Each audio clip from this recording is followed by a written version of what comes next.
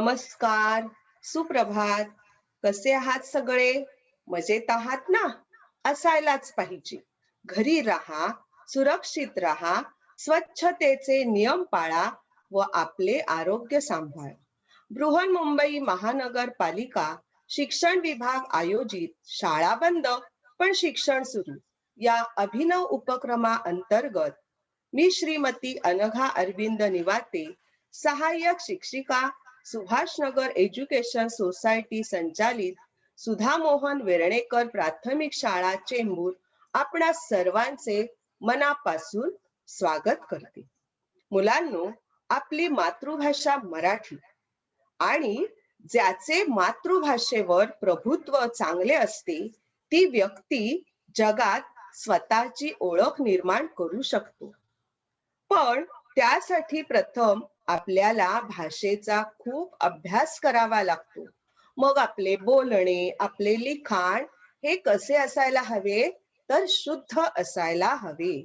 म्हणजे मुलांनो, आपण जे लिखाण करतो किंवा आपण जे बोलतो ते शुद्ध असायला हवे.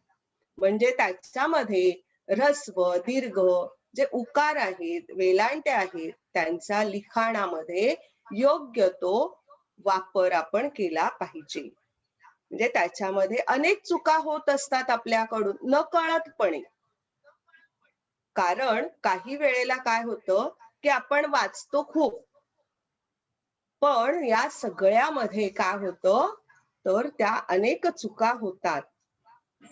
केव्हा? जेव्हा आपण लिखाण करतो तेव्हा. आणि मग या ऱ्हस्व दीर्घाच्या जर चुका झाल्या तर तिथे आपल्या त्या शब्दांचे अर्थ सुद्धा बदलले जातात. म्हणूनच मुलांनो, लक्षात ठेवा की आपण जे लिखाण करतो ते शुद्ध असायला हवे. अक्षर सुंदर असायलाच हवं, पण त्याबरोबर आपलं लिखाण सुद्धा शुद्ध असायला हवे. तुम्हाला बाई वही जेव्हा तपासतात की नाही तुमच्या, तेव्हा एक सूचना नेहमी बऱ्याच वेळेला देत असतात काही मुलांच्या बाबतीत तर अगदी रोज, की शुद्ध लेखनाचा सराव करा, अक्षरात सुधारणा करा. मग ह्या चुका आपल्या का होतात? वारंवार का होतात? तर आपण त्याचा काय केला पाहिजे? सराव केला पाहिजे. काही शब्दांचा आपण सतत लिखाण, एक शब्द घेऊन आपण जर सतत त्याचं वारंवार लिखाण केलं, वाचन केलं तर आपला तो शब्द पुन्हा कधीही चुकणार नाही, हे मात्र निश्चित आहे. मग शुद्ध लेखन म्हणजे काय? हे आपल्याला माहित असलं पाहिजे की नाही? तर शुद्ध लेखन म्हणजे व्याकरणातील नियमांना व्याकरणातील नियमांना अनुसरून केलेल्या अचूक लेखनाला शुद्ध लेखन म्हणतात. यामध्ये म्हणजे शुद्ध लेखनामध्ये अनेक नियम आहेत. पण प्रथम मी तुम्हाला काही वाक्य सांगणार आहे. अगदी सोपी आपल्या पाठातील आहेत किंवा परिचित शब्दांचेच आहेत वाक्य. तुम्ही पटकन लिहायचे आहेत आणि ज्याचे लिहून होतील त्याने हात वर करायचा आहे. हा, सगळे तयार आहात? नक्कीच. Okay, very good. पहिलं वाक्य आहे, नाना काकांच्या शेतात ज्वारीचे पीक डोलत होते. मी दोनदा सांगणार आहे हा वाक्य. नाना काकांच्या शेतात ज्वारीचे पीक डोलत होते.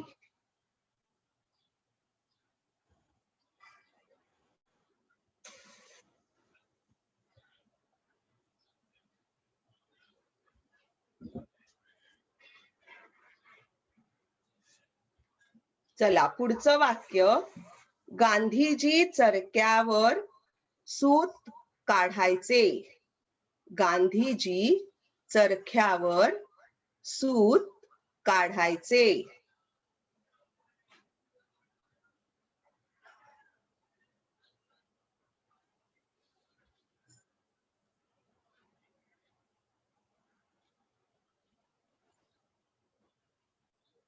राजू हा दीन मुलगा आहे. राजू हा दीन मुलगा आहे.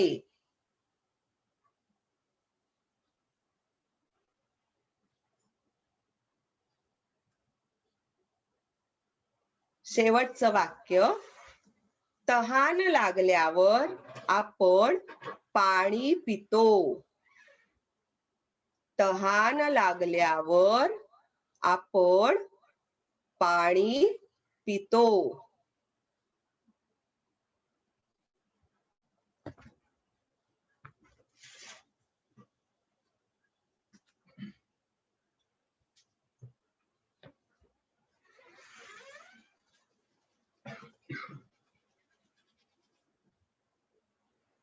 चला, सगळ्यांच्या वह्या आता बंद ठेवायच्या थोडा वेळ आणि मग आपण उघडूया. आपण वाक्य लिहिलेले बरोबर आहेत का ते पाहणार आहोत, पण त्याच्या अगोदर ऐकायचं आहे. मुलांनो, आता तुमची वाक्य लिहून झाली आहेत, बरोबर की नाही? पण वाक्य लिहिताना आपण काय करतो? नेमक्या काही चुका होतात आपल्याकडून, त्या पाहूयात. आता काय चुका होऊ शकतात आपल्याकडून?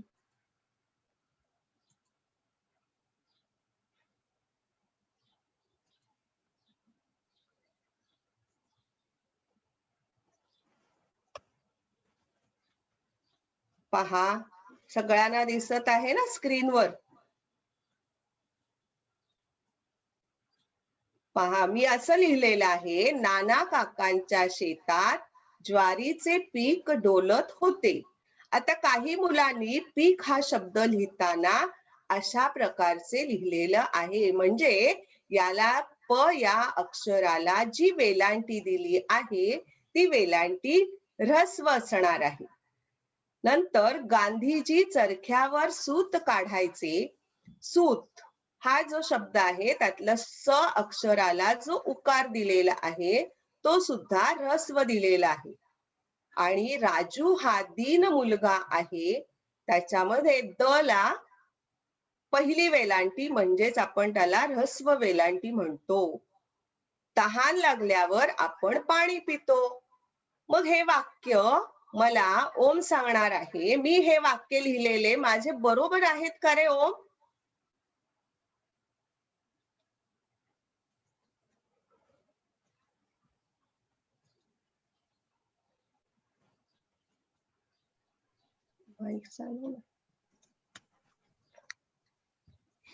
नाही.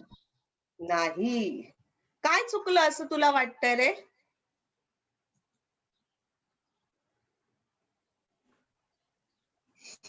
कारण की पाणीला दुसरी वेलांटी असते, पहिली नसते. ओके, व्हेरी गुड, शाबास. पाणी आणि अगोदरचे शब्दांचं पीक शब्द बरोबर लिहिलंय मी?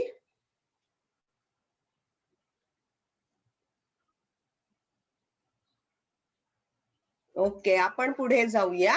आता त्याने एक छान सांगितलं आहे, बरोबर आहे. पाणी हे जेव्हा आपण पाणी शब्द लिहितो तेव्हा त्याला दुसरी वेलांटी म्हणजेच दीर्घ वेलांटी लिहितो. पहा, आता मी पहिलं लिहिलेलं आहे, नाना काकांच्या शेतात ज्वारीचे पीक डोलत होते. पहा, इथे आपलं जे पहिलं मी लिहिलं होतं ते चुकीचं वाक्य होतं. इथे आता पहा, पला दीर्घ वेलांटी आली आहे, म्हणजे हे वाक्य आपलं बरोबर आहे. आणि जेव्हा तुम्ही असं लिहिणार आहात तेव्हाच तुमचं वाक्य बरोबर असणार आहे आणि मग बाई तुम्हाला पैकीच्या पैकी गुण देणार आहेत, बरोबर की नाही? दुसरं वाक्य, गांधीजी चरख्यावर सूत काढायचे. नंतर तिसरं वाक्य आहे, राजू हा दीन मुलगा आहे आणि तहान लागल्यावर आपण पाणी पितो. आता पहिल्या वाक्यांमध्ये हे जे लाल अक्षरातील शब्द आहेत त्यांची वेलांटी वेगळी होती, उकार वेगळा होता, म्हणजे ऱ्हस्व होता, आणि इथे दीर्घ आहेत. मग जेव्हा मुलांनो मराठीमध्ये आपल्या असे काही शब्द आहेत की जर आपण ऱ्हस्व दीर्घच्या चुका केल्या तर त्या शब्दांचे अर्थ सुद्धा बदलतात. पहा, मग आता पहिला शब्द इथे तुम्हाला आला. पण पहिल्या वाक्यामध्ये मी असं लिहिलं होतं, पीक, ऱ्हस्व वेलांटी होती, बरोबर. मग या शब्दाचा अर्थ काय होतो? कोकिळा. पहा, पण मुलांनो आणखी एक लक्षात ठेवायचं आहे, की जेव्हा पीक एक आणि अनेक पिके जेव्हा आपण लिहितो की नाही वाक्यामध्ये, वेगवेगळ्या प्रकारची पिके, तेव्हा मात्र पहिली वेलांटी म्हणजे ऱ्हस्व वेलांटीच द्यायची असते. पण नुसतं आपण नाना काकांच्या शेतात ज्वारीचे पीक डोलत होते असं वाक्य जर असेल किंवा फक्त पीक शब्द लिहायचं असेल, तेव्हा जर आपण पहिली वेलांटी म्हणजे ऱ्हस्व वेलांटी दिली तर त्या शब्दाचा अर्थ काय झाला आहे पहा, कोकिळा. आणि मग या शब्दाचा अर्थ काय होतो आहे दुसऱ्या वाक्यातील? पीक म्हणजे काय तर शेतातील धान्य. आता इथे पहिल्या वाक्यामध्ये होतं सूत, गांधीजी चरख्यावर सूत काढायचे. मग जर आपण ला पहिला उकार दिला, ऱ्हस्व उकार दिला, तर त्या शब्दाचा अर्थ झाला मुलगा. आणि आपल्याला काय लिहायचं होतं? गांधीजी चरख्यावर सूत म्हणजेच काय तर दोरा काढायचे, बरोबर. मग तेव्हा त्या शब्दाचा अर्थ, हा उकार बदलला, अर्थ बदलला. आता हा शब्द तर तुम्हाला सगळ्यांना परिचित आहे, दिन. बघा, दिन म्हणजेच काय तर दिवस. पण याला आपण दिन, ला दुसरी वेलांटी दीर्घ वेलांटी दिली की त्याचा अर्थ होतो गरीब. काय होतो त्याचा अर्थ? गरीब. पाणी, पहा मगाशी ओमने आपल्याला सांगितलं की पाणी बाई शब्द चुकीचा आहे. मग बरोबर शब्द काय आहे? तर दुसरी वेलांटी दिल्यावर. पण पहिली वेलांटी जर असेल तर त्या शब्दाचा अर्थ होतो हात. हात हे शब्द लक्षात ठेवायचे आहेत. आणि पाणी दुसरी वेलांटी दिली की त्याचा अर्थ होतो जल, नीर, बरोबर की नाही? हे तुम्ही शिकलेले आहात समानार्थी शब्द. मग हे सुद्धा शब्द अशा प्रकारचे आपल्याला या शब्दांचा उपयोग आपल्याला जेव्हा तुम्ही पुढे शिष्यवृत्तीची परीक्षा द्याल किंवा आणखी प्रज्ञाशोधची परीक्षा देता, तेव्हा अशा प्रकारचे प्रश्न आपल्याला हमखास आपल्या परीक्षेमध्ये असतात. मग जर आपल्याला ह्या शुद्ध लेखनाचे काही नियम माहित पडले किंवा आपल्याला आपण समजून घेतले तर आपल्या नक्कीच भाषेमध्ये, लिखाणामध्ये त्याचा आपल्याला फायदा होणार आहे. मग आता आपण पहिल्यांदा काही शुद्ध लेखनाचे नियम अभ्यासणार आहोत. चला मग पहिला नियम काय आहे पाहूया बरं. तर पहिला नियम आलेला आहे की एखाद्या शब्दातील ज्या अक्षराचा उच्चार स्पष्टपणे नाकातून होतो त्या अक्षरावर नेहमी अनुस्वार द्यावा. एखाद्या शब्दातील ज्या अक्षराचा उच्चार स्पष्टपणे नाकातून होतो त्या अक्षरावर नेहमी अनुस्वार द्यावा. मग आता असे कोणकोणते शब्द असतात उदाहरण म्हणून पाहूया आपण. धंदा, सुगंध, कांदा, भिंत, निबंध, चिंच, रंग, आरंभ, गंमत, शेंडा, सुंदर असे अनुस्वार असलेले शब्द आपण भरपूर अभ्यासले आहेत. आपल्या पाठ्यपुस्तकामध्ये सुद्धा असे शब्द भरपूर आपल्याला अभ्यासायला वाचायला मिळतात. तुम्ही ते नंतर शोधून काढून लिखाण त्याचं करू शकता. म्हणजेच आपल्याला लक्षात येईल की हे सर्व अनुस्वार आहेत आणि या शब्दांचा म्हणजे आपण इथे जेव्हा अनुस्वार देतो की नाही तेव्हा तिथे नकळतपणे आपल्या नाकातून न चा उच्चार झालेला असतो. पहा तुम्ही मनातल्या मनात किंवा घरामध्ये बोलून पहा, धंदा येतोय की नाही? मनातल्या मनात तुम्ही वाचलात शब्द तरी सुद्धा बघा न चा आपण थोडासा उच्चार करतो, पण तो कुठून करत आहोत तर नाकातून करत आहोत. मग असे शब्द तुमच्या डोळ्यासमोर आले असतीलच. आता पुढचा पाहूया आपण.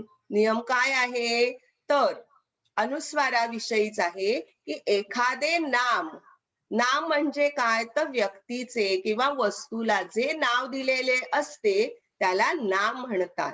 आणि सर्वनाम म्हणजेच काय तर नामाऐवजी आलेल्या शब्दाला सर्वनाम म्हणतात. हे आपण शिकलेलो आहोत. यांच्या अनेक वचनी रूपाला जोडून स, ना, नी, चा, ची, चे, साठी समोर अशी अक्षरे किंवा असे शब्द आली तर त्या नामाच्या किंवा सर्वनामाच्या शेवटच्या अक्षरावर अनुस्वार द्यावा. लक्षात येते का काही? की एखादं नाव आहे, मला आता बोलायचं आहे भक्ती, पण भक्तीला किंवा अनेक वचनी आपल्याला घ्यायचे, बरोबर? मी मुले घेतले, मुले, पण मुलांना, जेव्हा मला मुलांना शब्द लिहायचा आहे तेव्हा त्याच्यातील शेवटचं अक्षर काय आहे? ल आहे. मग मी काय करणार आहे तर त्या ल च्या डोक्यावर काय करणार आहे? अनुस्वार देणार आहे. लक्षात आले का? पहा, पुन्हा वाचून दाखवते. एखादे नाम किंवा सर्वनाम यांच्या अनेक वचनी रूपाला जोडून स, ना, नी, चा, ची, चे, साठी समोर अशी अक्षरे आली तर त्या नामाच्या किंवा सर्वनामाच्या शेवटच्या अक्षरावर अनुस्वार द्यावा. आता पहा, इथे मी उदाहरण म्हणून दिलेलं आहे मुले. पहिला शब्द काय घेतलाय? मुले. मुले हा अनेक वचनी रूप आहे. एक मुलगा किंवा एक मूल, अनेक मुले. मग ह्या अनेक वचनी रूपाला जोडून मी काय घेतलंय? ना घेतले. ना हे अक्षर आलेलं आहे. मग मी काय केलेलं आहे तर ला, मुले, मुलेच्या शेवटचं अक्षर आहे ल, म्हणून मी त्याच्या डोक्यावर काय दिलेलं आहे? अनुस्वार. म्हणजे काय वाचणार आपण?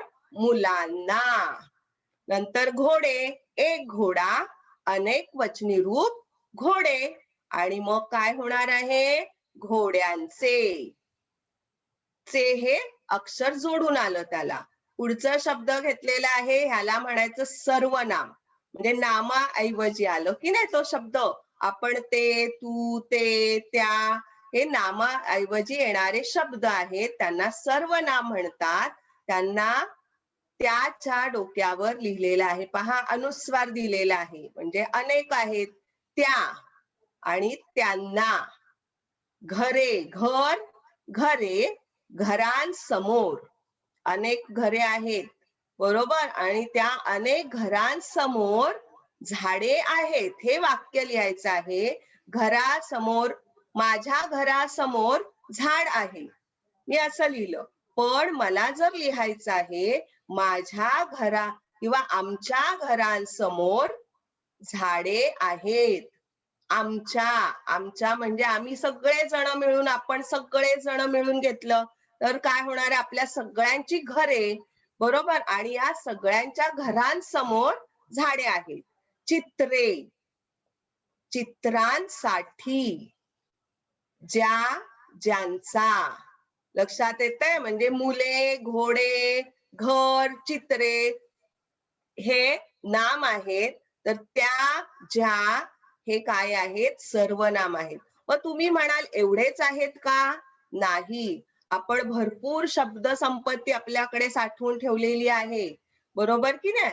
मग ह्या सगळ्या शब्दांचा जर तुम्ही अभ्यास केलात तर तुम्हाला नक्कीच आढळेल की असे शब्द आपल्या वाचनातून, लिखाणातून अनेक गेलेले आहेत. मग ह्या दुसरा नियम होता की एखादे नाम किंवा सर्वनाम यांच्या अनेक वचनी रूपाला जोडून जर स, ना, नी, चा, ची, चे, साठी समोर अशी अक्षरे आली तर त्या नामाच्या किंवा सर्वनामाच्या शेवटच्या अक्षरावर अनुस्वार द्यावा. आता पुढचा नियम काय आहे पाहूया बरं. की एखाद्या आदरार्थी बहुवचनी नामाला, आदरार्थी जे व्यक्ती महान आहेत की आपण त्यांच्याशी बोलताना महान किंवा मोठे आपल्यापेक्षा, की त्यांच्याशी आपण बोलताना आदरार्थी बोलत असतो, बरोबर की नाही. मग त्यांना जोडून अशी काही अक्षरे आली मगासारखी स, ना, नी, साठी, समोर अशी जर अक्षरे आली तर त्या नामाच्या शेवटच्या अक्षरावर सुद्धा अनुस्वार द्यायचा असतो. आता उदाहरणार्थ पाहूया. पहा बरं. रामदास, सगळ्यांना माहित आहे की नाही रामदास स्वामी. मग आपण काय म्हणणार आहोत, तर रामदासांनी नाही म्हणणार आहोत, तर रामदासांनी. म्हणजे सावर काय दिलेलं आहे अनुस्वार, कारण ते आपल्याला त्यांनी आदर्श आहे त्यांचा आपल्या समोर, त्यामुळे आपण त्यांना आदरार्थाने काय करणार आहोत, त्यांच्या शेवटचं जे अक्षर आहे त्याला आपण सानी वाचणार. रामदासांनी. विवेकानंद, मग मला काय वाचायचं आहे विवेकानंदांचे. विवेकानंदाचे नाही वाचणार, कारण ते काय आहे थोर व्यक्ती आहे विवेकानंद, बरोबर ना, सगळ्यांना माहित आहे. मग त्यांच्याविषयी जर असे काही शब्द आले चे लावून, ना, ते, साठी, समोर, तर अशा आदर्श व्यक्तींसाठी आपण काय करणार आहोत, तर त्यांच्या शेवटचं जे नामाचं शेवटचं अक्षर आहे त्या शेवटच्या अक्षरावर सुद्धा आपण अनुस्वार देणार आहोत. आपल्या घरातील आजोबा, मग आपण आजोबाला म्हणतो का, आजोबाचे असं म्हणतो का, नाही, तर काय म्हणतो आजोबांचे, आजोबांना, आजोबांसाठी. पहा इथे जेव्हा अनुस्वार असतो की नाही बाळांनो, तेव्हा तो थोडासा आपण न चा उच्चार आपल्या नाकातून करत असतो. पुढे आहे काका, काका काकांचा, काका काकांचा. गुरुजी, गुरुजींसाठी, गुरुजी गुरुजींसाठी. रमाई, रमाईंचा, रमाई रमाईंचा. असे शब्द फक्त एवढेच नाहीत, तर असे आदरार्थी अनेक व्यक्ती आहेत. त्या सगळ्या व्यक्तींच्या नामाला जोडून जर अशी अक्षरे आली तर त्या नामाच्या शेवटच्या अक्षरावर अनुस्वार द्यायचा. हे लक्षात ठेवा. कळलं सगळ्यांना. आता पुढचा नियम काय येतो आहे ते पाहूया. आता अनुस्वाराचे नियम सगळ्यांना कळले आहेत. मी पुन्हा उजळणी घेते. अनुस्वाराचे नियम काय आहेत, तर काही अगदी आपल्या नाकातून स्पष्टपणे उच्चार होतो ते आले, बरोबर. म्हणजे धंदा, अंगण, गंमत यासारखे शब्द. त्याच्यानंतर अनेक वचनी रूपाला जोडून स, ना, ती असे जर शब्द आले किंवा अक्षरे आली तर त्यांच्या शेवटच्या अक्षरावर आपण काय करणार आहोत, अनुस्वार देणार आहोत. आणि तिसरा अनुस्वाराचा नियम काय होता, तर आदरार्थी बहुवचनी नामाच्या शेवटच्या अक्षरावर आपण अनुस्वार द्यायचा आहे. हे अनुस्वाराचे नियम होते. म्हणजे हे जर आपल्याला समजले तर आपल्याला अनुस्वारयुक्त जर शब्द लिखाणात आले किंवा श्रुतलेखनात आले तर आपल्या तिथे कुठलीही चूक होणार नाही. आता आपण कुठे जाऊया बरं, तर ऱ्हस्व आणि दीर्घ. पहा आता याकडे येऊया. तर एकाक्षरी शब्दातील शेवटचा ई किंवा उ हा स्वर दीर्घ लिहावा. एकाक्षरी शब्द म्हणजेच कोणते शब्द आले, एकाक्षरी शब्द मी, ती, जी, तू, जू, धू, हे एकाक्षरी शब्द. असे अनेक शब्द आहेत. तिथे दुसरा अक्षर आलेला नाही, म्हणून या अक्षरांना किंवा या शब्दांना एकाक्षरी म्हणजे एक अक्षर असलेले शब्द लक्षात ठेवायचे. एकाक्षरी शब्द म्हणजे काय, तर एक अक्षर असलेले शब्द. मग मी, आपण नेहमी मी हा शब्द, मी शब्दाने जर सुरू होणारे वाक्य लिहायचं असेल तर काल मी गावाला गेले होते.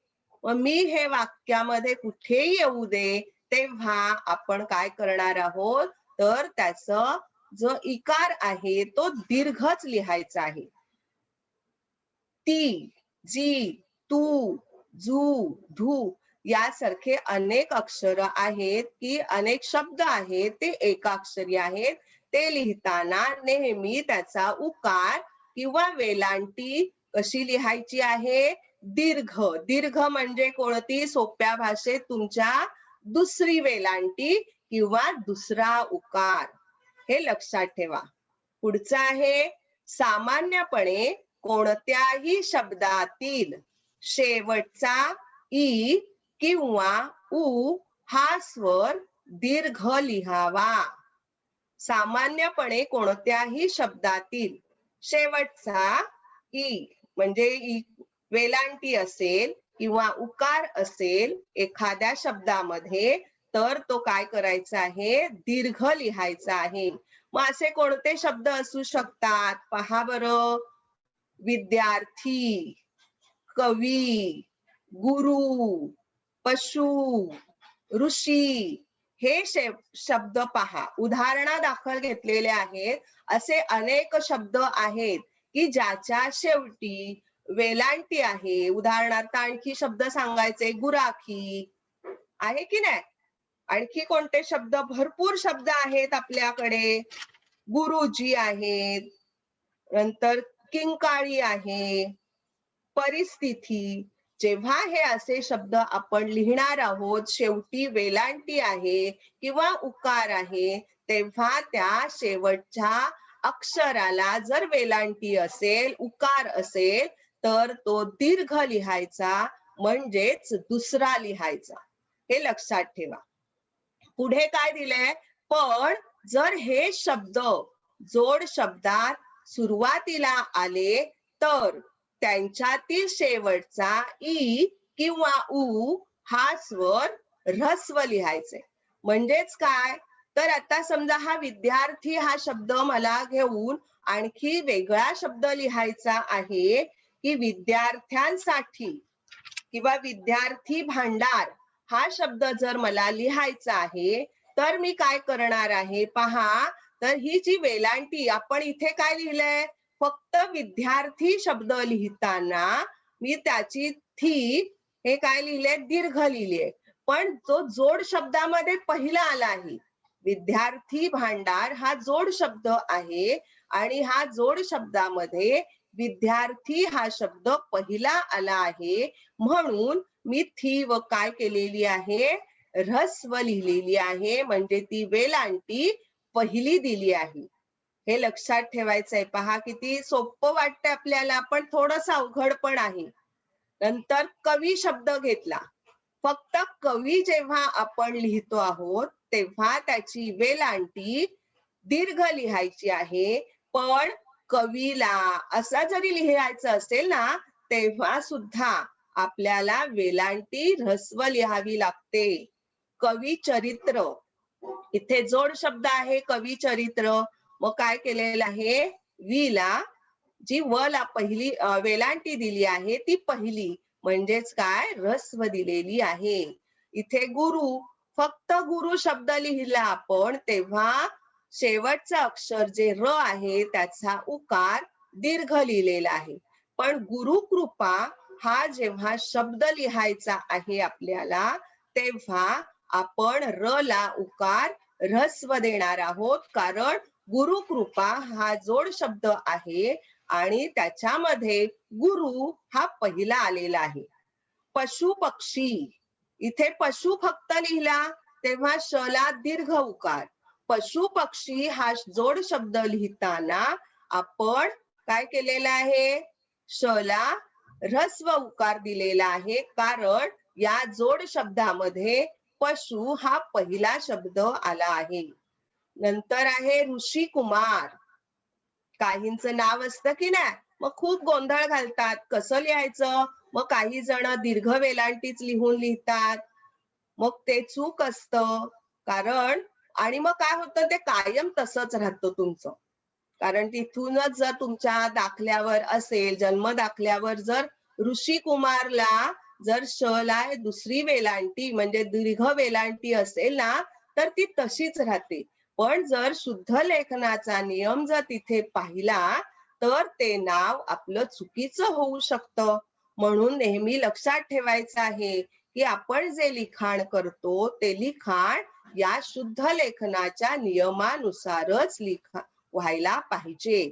ऋषी कुमार हा शब्द सुद्धा जोड शब्द आहे. मग तो जोड शब्दामध्ये ऋषी हा पहिला शब्द आला, म्हणून आपण काय केलेलं आहे, त्याला ऱ्हस्व वेलांटी दिली आहे. पहा, ऱ्हस्व आणि दीर्घ किती फरक आहे. बरोबर ना? गोंधळ होत असेल मला वाटतं तुमचं, कारण अवघड आहे समजण्यासाठी, थोडस तुम्हाला अवघड आहे. पुन्हा सांगते, एकाक्षरी शब्दातील शेवटचा ई, एकाक्षरी म्हणजे एक अक्षर असलेले शब्द ते नेहमी दीर्घ लिहायचे. सामान्यपणे कोणत्याही शब्दामध्ये जर वेलांटी उकार शेवटी असेल, तेव्हा आपण ते काय करायचे आहे, दीर्घ लिहायचे आहेत. पण जोड शब्द आला असेल आणि जोड शब्दामध्ये तो शब्द पहिला लिहायचा असेल, तेव्हा मात्र त्यांची वेलांटी आणि उकार हा ऱ्हस्व लिहायचा. आता पुढचा नियम काय येतोय तो पाहूया, की पुढे काय नियम दिलाय पहा. नी आणि, आता मगाशीच सांगितलं बाई, तुम्ही सांगितलं की नी काही वेळेला आपल्या वाक्यामध्ये सुद्धा नी आणि अद्यापि, परंतु, तथापि हे शब्द आपण लिहितो. पण मुलांनो, हे लक्षात ठेवायचे आहे की नी आणि अद्यापि, परंतु, तथापि हे जे शब्द आहेत ते शब्द असेच्या असे म्हणजे नेहमी लिहिताना ऱ्हस्वच लिहायचे आहेत. मग तुम्ही म्हणाल आता हे बाई असे का, तर हे जे शब्द आहेत, हे शब्द आपली जशी मराठी भाषा आहे तशीच संस्कृत भाषा सुद्धा आहे. त्या संस्कृत भाषेमधून आपल्या मराठी भाषेमध्ये ते आपण वापरतो, म्हणून ते जसेच्या तसे आपण वापरायचे आहे. त्याच्यामध्ये कोणताही बदल करायचा नाही. मग ते कुठेही येऊ देत, तेव्हा लिहिताना ते असेच लिहायचे, त्याला ऱ्हस्वच वेलांटी द्यायची आहे. परंतु हा शब्द लिहिताना ऱ्हस्वच उकार द्यायचा आहे. पहा किती छोटासा नियम आहे. आणि बऱ्याच वेळेला काही मुलं ना आणि शब्द लिहिताना ती दीर्घ वेलांटी लिहितात आणि मग बाई त्याला मोठा असा गोल करून देतात लाल पेनाने. बरोबर की नाही? मग हे चुकीचं आहे, कारण हा आणि हा जो शब्द आहे तो ऱ्हस्वच, ण ची वेलांटी ही ऱ्हस्वच लिहायची आहे. पुढे आहे शेवटी अ हा स्वर असलेल्या शब्दाच्या शेवटच्या अक्षरालगतच्या मागच्या अक्षरातील ई किंवा उ हा स्वर बहुतेक दीर्घ लिहावा. आता आपण शब्द पाहूया म्हणजे तुमच्या लक्षात येईल. शेवटी अ हा स्वर आहे, म्हणजे आता मी मीठ शब्द बोलताना आपला स्वर काय येतो पहा, अ येतो. मीठ येतो की नाही, अ स्वर येतो. मग त्या अक्षराचा तर शेवटचं अक्षर काय आहे, ठ आहे. आणि त्या ठ अक्षरालगतचं अक्षर काय आहे, म आहे. म्हणून मग मी वेलांटी काय दिलेली आहे, दीर्घ. लक्षात येत आहे ना? व तसंच उकार सुद्धा पहा, शेवटी प, तू प शब्द घेतला, तू प स्वर आला, प बोलताना आपला शेवटी स्वर अ येतो, म्हणून आपण प च्या लगतचं मागचं अक्षर, मागच्या आणि पुढची संख्या जशी आहे की नाही तसं हे मागचं अक्षर आहे. प च्या मागे कोणतं अक्षर आहे, त अक्षर आहे, म्हणून त्याला आपण काय केलेलं आहे तर दीर्घ उकार दिलेला आहे. लक्षात ठेवा की शेवटचं अक्षर शेवटी अ हा स्वर असलेल्या शेवटच्या शब्दाच्या शेवटच्या अक्षरालगतच्या मागच्या अक्षरातील ई किंवा उ हा स्वर बहुतेक दीर्घ लिहावा. दीर्घ म्हणजेच त्याला दुसरी वेलांटी किंवा दुसरा उकार द्यावा. 3 पहा जरा आम्हाला कोण वाचून दाखवतंय? कोणाचे हात वर आहेत का? पाहूया बरं. विनंती. मला आता विनंती वाचून दाखवणार आहे. हा विनंती वाच.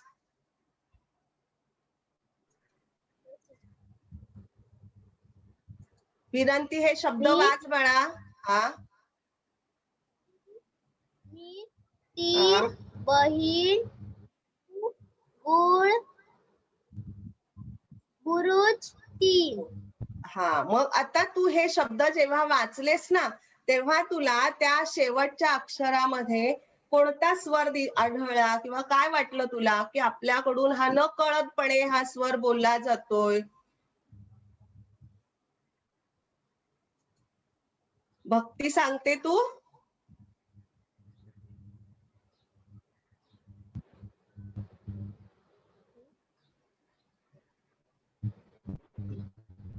भक्ती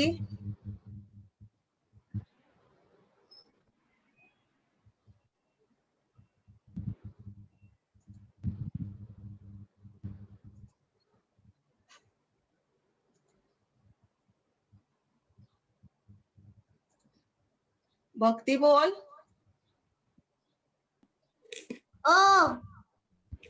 व्हेरी गुड. बोलला जातो ना आपल्याकडून. मीठ, तीर. आपण लहान असताना पहा जेव्हा अंगणवाडीत किंवा बालवाडीत पहिलीला असताना तुम्ही असंच बोलता. मीठ, तीर, बहीण. म्हणजे शेवटी अक्षर येतंय. मग हे काय आहे? आपल्या मराठी मधलं स्वर आहे. बरोबर की नाही? मग हे स्वर आल्यामुळे त्या स्वराच्या मागचं लगतच अगदी लगेचच अक्षर काय आहे? म आहे. मग ते कसं लिहायचं आहे? दीर्घ लिहायचे. म्हणजे त्याला वेलांटी असू दे उकार असू दे ते आपण काय करणार आहोत? दीर्घच लिहिणार आहोत. पण पुढे मात्र काही अपवाद म्हणजे काही आता पहा म्हणजे काही शब्द हे अपवादात्मक आहेत की ते पुन्हा कुठून आलेले आहेत तर संस्कृत भाषेमधून आलेले आहेत. ते आपण जसेच्या तसेच वापरतो. त्याच्यामध्ये कोणताही बदल आपण करणार नाही. मगाशी इथे मीठ, आता इथे सुद्धा आहे चित्र.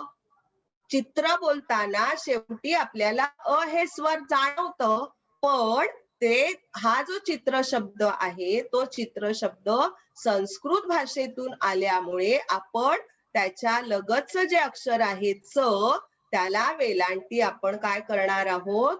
ऱ्हस्व देणार आहोत. मग असे अपवादात्मक कोणकोणते शब्द आहेत? मला आता वाचून दाखवणार आहे श्रेया गायकवाड. श्रेया वाचून दाखव.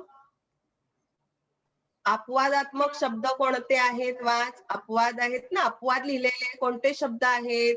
वाच. चित्र,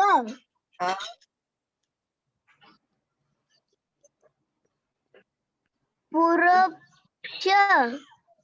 बघ नीट वाच बाळा. पुरुष, पुरुष. पुरुष, तरुण,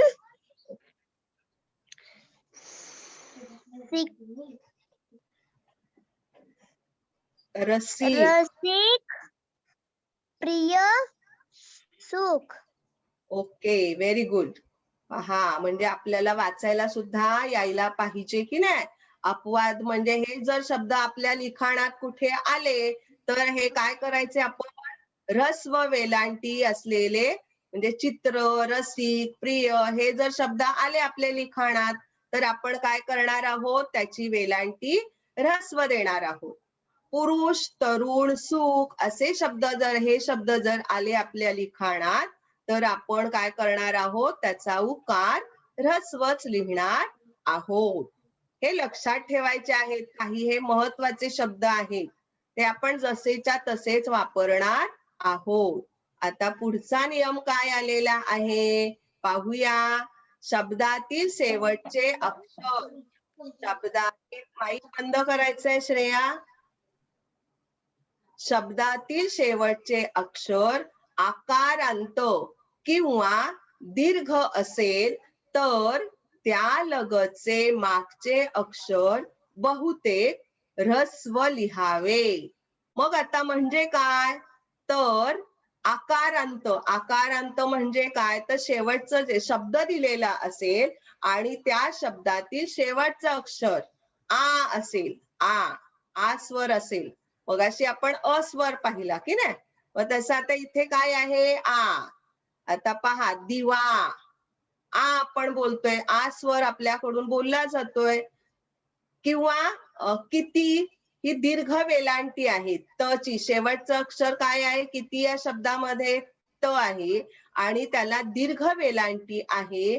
मग आपण त्याच्या लगतचं जे अक्षर आहे ते अक्षर काय करणार आहोत, ऱ्हस्व लिहिणार आहोत. लक्षात येतंय. आकारांत, शेवटी जर आकारांत दिलेल्या शब्दामध्ये शेवटचं अक्षर आकारांत असेल, उदाहरणार्थ भक्ती लिहू नको, समजून घे बाळा.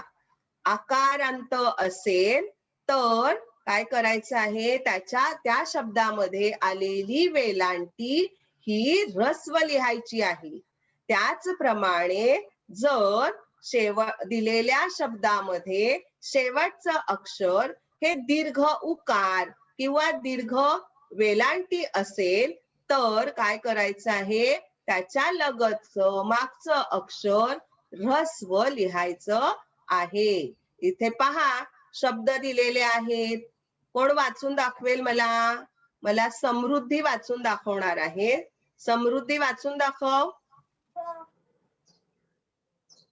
दिवा, किती, महिना, अभिमान, पिसारा, मुळा, नमुना, कुत्रा, गुराखी, खुशाल. Okay, very good. कळलं तुम्हाला. शब्दातील शेवटचे अक्षर आकारांत किंवा दीर्घ असेल तर त्या लगतचे मागचे अक्षर बहुतेक ऱ्हस्व लिहावे. म्हणजे ऱ्हस्व म्हणजे काय, तर पहिली वेलांटी किंवा पहिला उकार. हे लक्षात ठेवा. ऱ्हस्व आणि दीर्घ याच्यामध्ये जर तुम्ही गोंधळ घातला तर पुन्हा आपलं लिखाण गोंधळातच होणार आहे, चुकीचंच होणार आहे. ऱ्हस्व म्हणजे पहिली वेलांटी पहिला उकार, दीर्घ म्हणजे दुसरी वेलांटी किंवा दुसरा उकार असतो. दीर्घ दुसरा आणि ऱ्हस्व म्हणजे पहिला. हे लक्षात ठेवा, म्हणजे तुम्हाला ते सोपं जाईल. आता आपण खालील काही शब्द दिलेले आहेत, ते शब्द आपण काय करूया, अभ्यास करूया. पहिल्यांदा तुम्हाला अशुद्ध शब्द येणार आहे. मग तो शब्द शुद्ध करून कसा लिहिला जातो तेही तुम्हाला लगेच दिसणार आहे. पाहूया. पहिला शब्द आलेला आहे पहा, संगीत. बऱ्याच वेळेला आपण संगीत शब्द लिहिताना या प्रकारे लिहितो, बरोबर. मग तो कसा असायला पाहिजे, तर गला दीर्घ वेलांटी. कारण आपला नियम आहे ना, आता नियम आपण अभ्यासले आहेत की नाही, त्याच्यामध्ये आहे ते नियम, तुम्हाला लगेच लक्षात येणार आहे. दुसरा शब्द एखादा. मग मी शब्द काय सांगितला आहे तुम्हाला, एखादा. आता हा शब्द सुद्धा मुलांना लक्षात ठेवायचा आहे की एखादा शब्द हा जो आहे हा लिहिताना एखादाच लिहायचा, याच्यामध्ये जराही फरक होता कामा नये. तो असाच लिहायला पाहिजे. निळ्या अक्षरात लिहिलाय की नाही शुद्ध, तसाच लिहायचा आहे. पाऊस आपण गडबडीत कसा लिहून जातो, उंदीर. कसा पाहिजे उंदीर शब्द? मला श्रावणी शिंदे सांगणार आहे. श्रावणी सांग. श्रावणी बरोबर लिहिलाय का शब्द? नाही. हा, मग काय पाहिजे? काय चुकलंय बाळा? तिला दुसरी वेलांटी पाहिजे. Okay, very good. ला दुसरी वेलांटी पाहिजे, उंदीर. आता पुढचा शब्द आलेला आहे आराध्यासाठी. आराध्या सांगणार आहे. वाच शब्द. काय लिहिलंय बाळा आराध्या?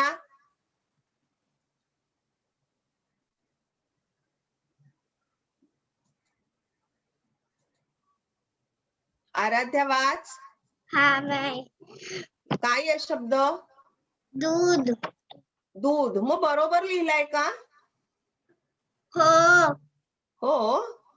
भक्ती, तुला काय वाटतंय?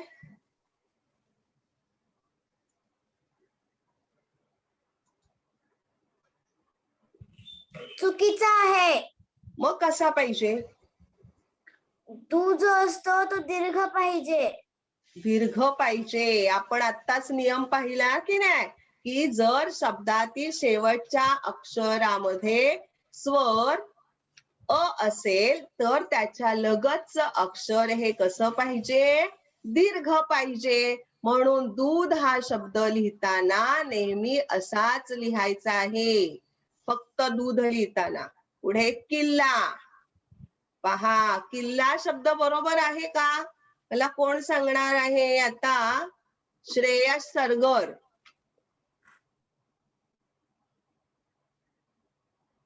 श्रेयस सरगर सांग. किल्ला शब्द बरोबर लिहिलाय का मी? नाही. मग काय चुकलंय बाळा?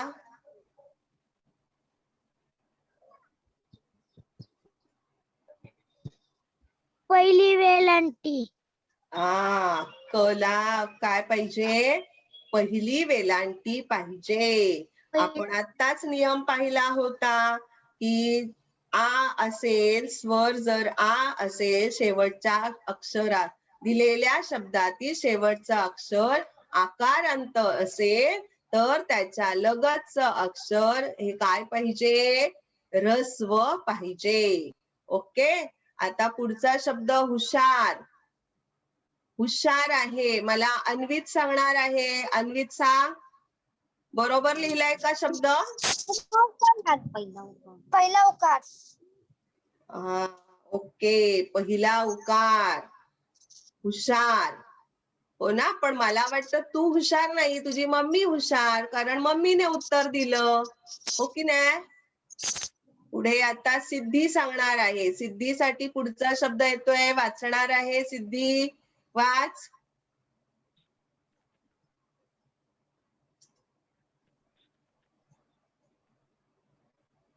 सिद्धी वाच. काय शब्द आलाय तुला बाळा?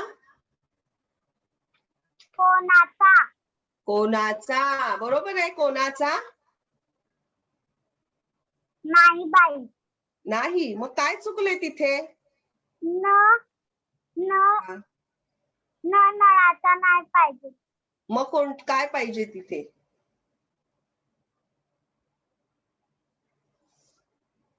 कोण सांगेल मला? श्रावणी सांगते. श्रावणी, काय पाहिजे शब्द ग? कसा पाहिजे?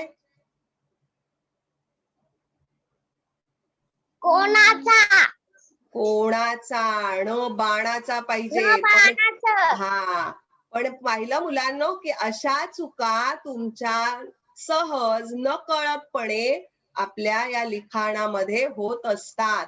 मग त्या टाळण्यासाठीच आजचा हा आपला पाठ आहे. पुढे रुसा.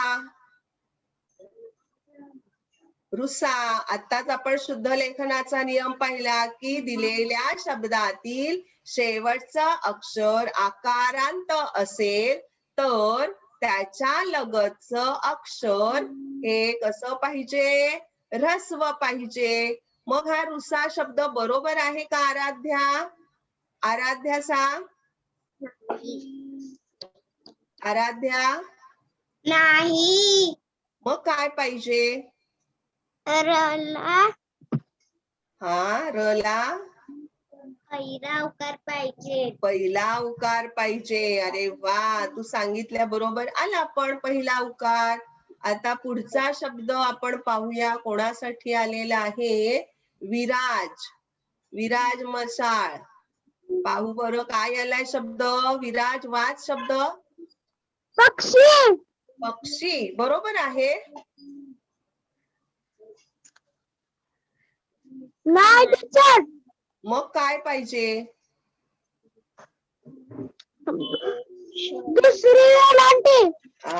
दुसरी वेलांटी. आपण काय मगाशी नियम शिकलो आहोत की सामान्यपणे कोणत्याही शब्दातील शेवटचा ई हा स्वर कसा लिहायचा आहे. दीर्घ लिहायचा आहे. म्हणून म्हणजे शेवटी जर शब्दामध्ये वेलांटी आली तर ती कशी लिहायची आहे. दीर्घ लिहायची आहे. पुढचा शब्द आहे गगनचुंबी. शब्द आहे सोहम कदम साठी. सोहम कदम बरोबर आहे का शब्द. गगनचुंबी नाही. मग काय चुकलंय बाळा. तू पहिला पाहिजे. तू पहिला पाहिजे. का पहिला पाहिजे रे. सांगू शकशील तू.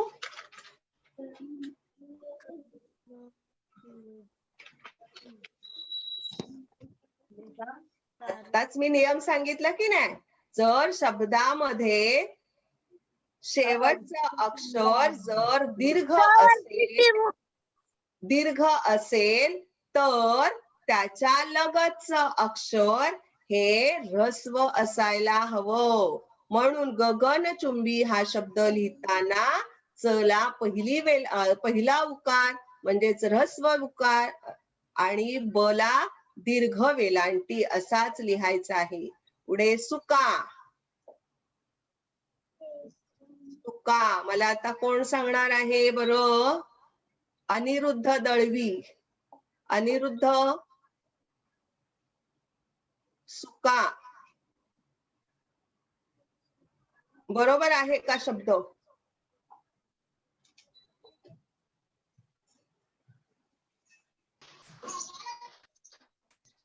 नाही. मग काय पाहिजे. सुलभ पहिला उकार.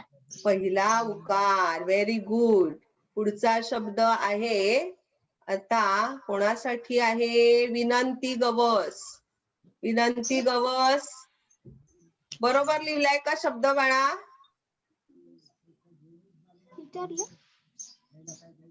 मी हा शब्द कसा वाचणार माहितीये का. द शर न. मला शब्द लिहायचा आहे दर्शन. पण मी हा कसा वाचला पहा. दर्शन. कारण दर्शन शब्द लिहिताना आपल्याकडून अशी चूक होऊ शकते. मग ही चूक टाळण्यासाठी आपण काय करायचं आहे. शब्द कसा अचूक असला पाहिजे हे पाहूया. पहा अचूक शब्द कसा लिहायचा आहे. दर्शन. आणि नंतरचा शब्द आहे चेंडू. सगळ्यांचा आवडता. पण चेंडू लिहिताना आपण काय करतो. ही चूक करतो.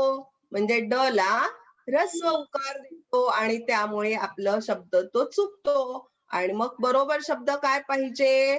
तर ड ला दीर्घ उकार पाहिजे. मला आता वेदा तेंडुलकर फक्त शुद्ध शब्द वाचून दाखवणार आहे. निळ्या रंगेतले शुद्ध शब्द वाचून दाखवणार आहे. Veda.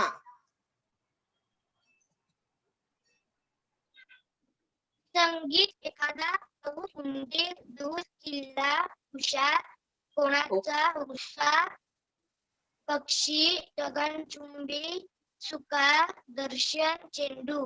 Very nice. Very good. म्हणजे आता तुम्हाला सगळ्यांना मला वाटतं बरेचसे शब्द कसे लिहायचे याचा अभ्यास झालेला आहे. मग आता आपण जाऊया पाहूया बरं किती जणांना अचूक शब्द निवडता येणार आहे. अरे वा. हँड रेज सगळ्यांचे. कारण सगळ्यांचे शब्द प्रश्न सगळे आहेत. फक्त आपल्याला गटानुसार जायचं आहे. पहिल्या गटामध्ये मला ओम सांगणार आहे. ओम. पहिल्या गटामध्ये कोणता शब्द, कोणत्या क्रमांकाचा शब्द बरोबर असणार आहे? अचूक म्हणजे बरोबर. अचूक म्हणजे बरोबर. कोणता शब्द असणार आहे? पहिला. पहिला. Very good. बघूया बरोबर आहे का? अगदी बरोबर आहे असं तुला खात्री आहे की नाही? म्हणून आपण पाहूया. अरे वा, बरोबर आहे. शाबास. आता पुढचा शब्द आपण पाहूया. कोणाला सांगूया बरं? सार्थकी. सार्थकी सांग. दुसऱ्या गटामध्ये कोणता शब्द बरोबर आहे? पहिला. मित्र. Very good, very good. नंतर अथर्व पवार. तिसऱ्या गटामध्ये कोणता शब्द बरोबर आहे? पर्याय 2. पर्याय 2. Very good. शाबास. हुशार आहात सगळे. आता सिद्धी खंडाळकर. चौथ्या गटामध्ये कोणता शब्द बरोबर आहे? सिद्धी.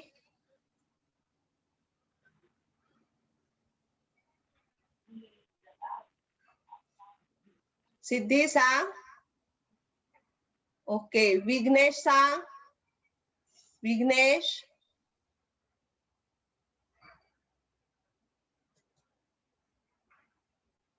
विघ्नेश.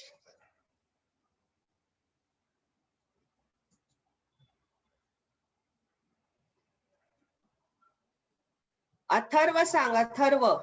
चौथ्या गटामध्ये कोणता शब्द बरोबर आहे? पहिला, दुसरा? पर्याय 1. पर्याय 1. नक्की? अगदी. ओके. पाहूया बरं याचं उत्तर बरोबर आहे का? अरे वा, गुड बॉय आहे तू. पुढे आणखी कोण आता पाहूया बरं? कोणाचा हात वर आहे? रिया कांबळे. रिया कांबळे. शेवटच्या गटामधला कोणता शब्द बरोबर आहे? कुत्रा. दुसरा. दुसरा. अनिरुद्ध. अनिरुद्ध, तुला काय वाटतं रे? बरोबर आहे दुसरा शब्द? आणि तिसरा. दुसरा. आता पहा, कन्फ्यूज झाले. दुसरा की तिसरा? दुसरा की तिसरा? मी म्हणेन पहिला पण असू शकेल. म्हणजे आपण शुद्ध लेखनाचे नियम काही ऐकलेच नाहीत. असंच होतंय की नाही अर्थ? शुद्ध लेखनाचा नियम काय होता आपला? की दिलेल्या शब्दातील शेवटचं अक्षर जर आकारांत असेल तर त्याला लगतच असलेलं अक्षर हे काय करायचं आहे? ऱ्हस्व लिहायचं आहे. हा नियम आपल्या जर लक्षात असेल तर आपलं हे उत्तर, कोणाचं उत्तर बरोबर आलं? अनिरुद्धचं. तिसरा हा पर्याय बरोबर आहे. आता आणखी आहेत शब्द. आता मला भक्ती सांगणार आहे. पहिल्या गटामध्ये कोणता शब्द अचूक आहे? भक्ती. भक्ती. पहिला. पहिला. Very good. काय आहे शब्द पहिला? वाच. बरोबर आहे तुझं उत्तर, पण काय आहे शब्द? वाचतो. भक्ती शब्द वाच. क्रांतिकारक. क्रांतिकारक. तरी हा शब्द. ओके. आता पुढचा ओम सांगणार आहे. ओम. ओम सांग. दुसऱ्या गटामध्ये कोणता शब्द बरोबर आहे?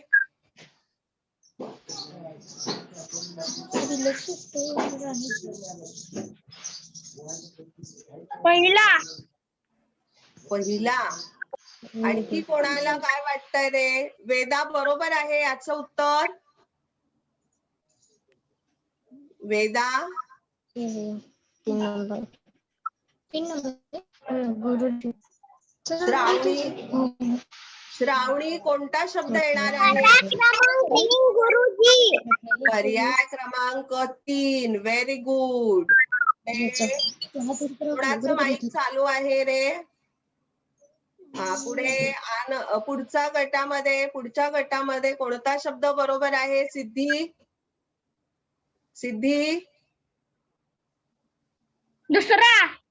दुसरा व्हेरी गुड. बघूया बरोबर आहे. शाबास. नंतर अन्वित सांग पुढच्या गटामध्ये कोणता शब्द बरोबर आहे?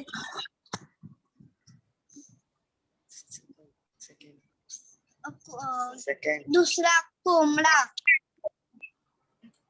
अर्णव तू सांग रे. अर्णव सुर्लेगावकर. अर्णव कोणता शब्द बरोबर आहे? आपण हा शब्द आपल्या पहिला, दुसरा, तिसरा कोणता शब्द बरोबर आहे? दुसरा, तिसरा, पहिला. मला अचूक पाहिजे ना, असं नाही पहिला, दुसरा, तिसरा असं नको. मला अगदी बरोबर अचूक उत्तर, नेमकं उत्तर कोण सांगणार? रिया कांबळे. रिया कांबळे. अगदी बरोबर उत्तर मला हवं आहे. कोणतं उत्तर बरोबर आहे? विनंती सांगते तू. विनंती.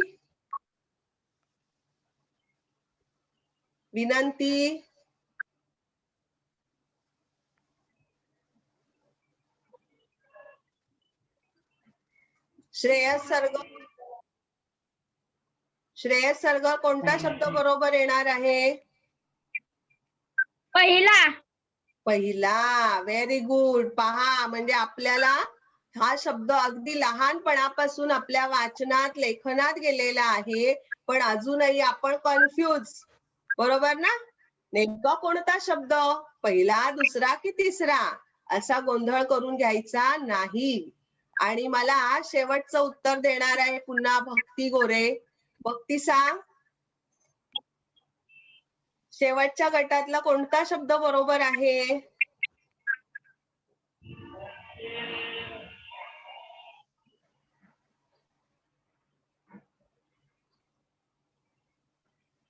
प्रवीण माने. प्रवीण सांग शेवटच्या गटातला कोणता शब्द बरोबर आहे? पहिला, दुसरा, तिसरा. पर्याय क्रमांक सांग.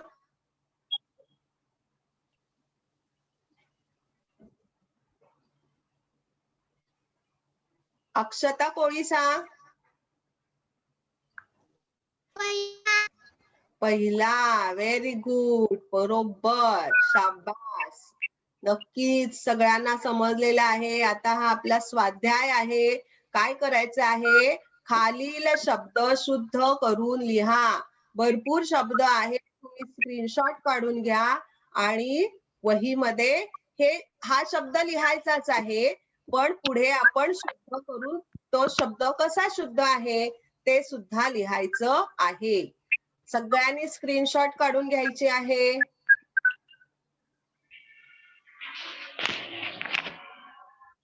ओके. सगळ्यांची स्क्रीनशॉट काढून झाली असेल.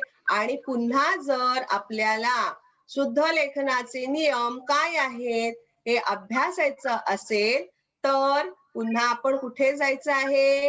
युट्यूबला जायचं आहे.